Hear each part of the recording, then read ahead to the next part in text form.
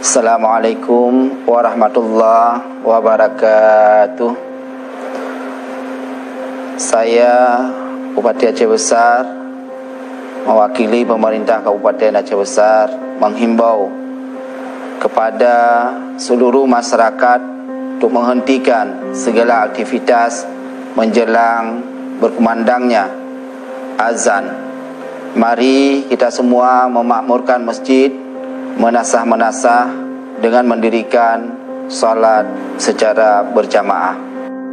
Kepada seluruh jajaran pegawai negeri di lingkungan pemerintah di Kabupaten Aceh Besar harus melaksanakan salat 5 waktu secara berjamaah di masjid dan di musala dalam lingkungan kantor jika tersedia, atau di masjid dan menasah yang terdekat.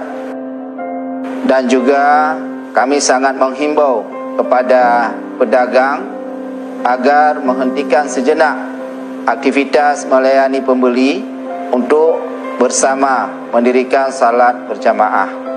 Demikian juga kepada para guru, kami harapkan untuk bekerjasama dengan menanamkan kebiasaan salat berjamaah kepada para murid di lingkungan pendidikan masing-masing.